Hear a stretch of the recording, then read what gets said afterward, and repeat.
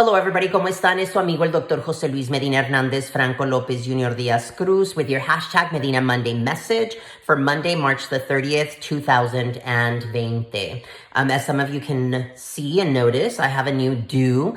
I usually have my hair cut every 2 weeks and I haven't had it cut in about 4.5 weeks. And so I was going crazy. I'm keeping my social distance. And so I had my husband just shave it all off and, I'm going to act as if it looks fabulous because then maybe you'll believe that it does, ¿verdad? So today's Monday message is a little bit different. I've been receiving a lot of questions in terms of dual language programming. And again, what does it look like in our present situation, facilitating instruction via remote platforms? And so I went back to the guiding principles, of course. Even though I'm one of the co-authors, I always return to this resource to kind of guide my thought process. And to make sure that whatever recommendations I'm making are aligned with the work. And so here we go. I've come up with 4 just things to remember, 4 suggestions, 4 recommendations in terms of how best to continue to promote dual language and the 3 goals of dual language in such uncertain times, in such unique times. And so here they are. Number 1, be kind to yourself. That's a very important one. Be kind to yourself as an educator. Number 2, align whatever it is that you're doing to the language allocation plan. 3, keep the lessons real. Keep it real, ¿verdad? And 4, elevate the partner language and the cross-linguistic work. Those 4 recommendations, I think, are going to be able to help us weather whatever obstacles are in our way, since we don't get a chance to serve on a face-to-face basis with our students. So I'm going to go back and focus on the recommendation number 1, la recomendación número 1. Be kind to yourself. This is a very strange recommendation, but I actually found where I could link it to the goals of dual language. Be kind to yourself because this isn't normal. What we're going through is not normal. And so, yes, it is remote learning. Yes, it is e-learning, but at the core, it is learning in crisis. And for us to ignore that fact would be very, very difficult. And so I'm somebody that chooses my attitude 99.9% of the time, and I try to be optimistic, but I want you to know and I want you to hear me. I haven't thought about dual language for entire days.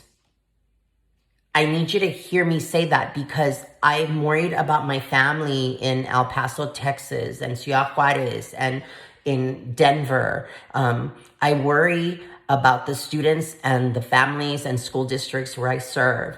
And so I have to confess that there have been a handful of days in the last 2 weeks where I put dual language aside because there were specific things that I needed to take care of for myself, so that I would be able to then be able to serve others. And so be kind to yourselves as an educator. You're doing the best that you can, and each one of your school districts is going to give you guidance on what it is that you need to do as you facilitate instruction in both program languages. But at the core, you need to be good and kind to yourself, because if we don't do that for ourselves, then we're of no use to anyone. And so if you need to take some time to really focus on the things that are imperative so that you and your family can continue to move forward, then please do that, because then you can really come back and work on bilingualism and biliteracy, grade level academic achievement, and sociocultural competence when you are serving your students in a remote fashion. Again, this is crisis mode. It's not remote learning, it's learning in crisis situations. And so we need to be aware of that and not try to hide that. Where is that supported? Well, if you go to page 26 and 27 of the guiding principles, it's actually a part of sociocultural competence and program structure, right? So we have the program ensures equity for all groups, and that entails having appropriate access to resources for all stakeholders. It's about promoting linguistic equity and cultural equity. And guess what? Teachers, principals, district leaders, we're a part of those groups that need equity. work on our behalf. And so keep that in mind.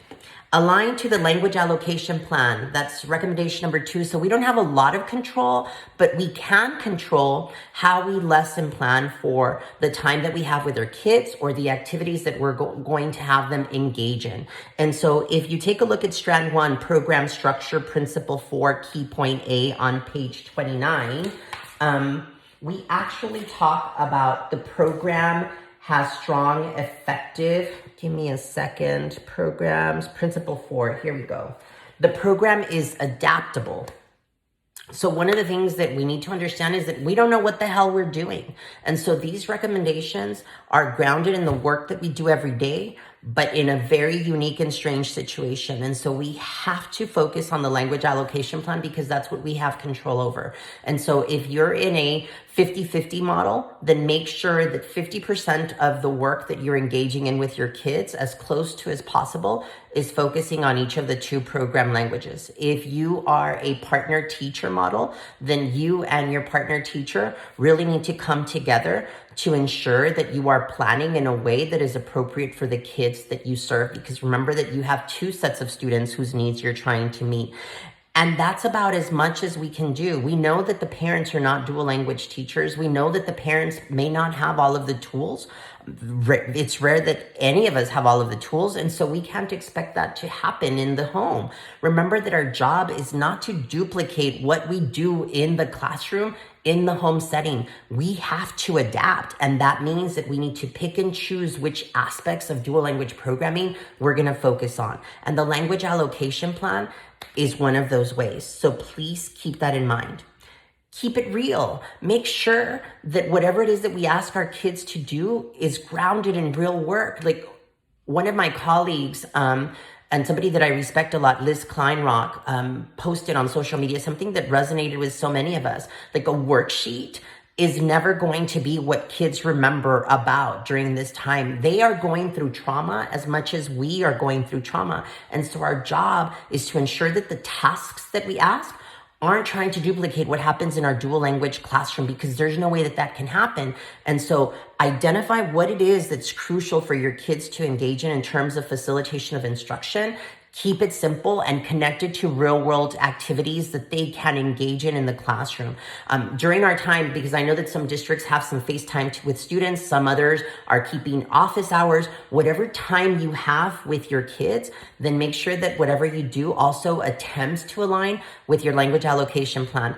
But I come to recommendation number 4, because we know that at the end of the day, the prestige and the privilege of English is going to find its way to our students. And so when in doubt, when trying to work on your language allocation plan, when creating those activities that are connected to real world things, then if all else is a question mark, amplify and elevate the partner language and amplify and elevate the cross-linguistic and translanguaging work, because that's something that is so imperative for us in dual language education. And so we have that in strand number 3, principle 2, key point E on page 65. That cross-linguistic work, sumamente importante, ¿verdad?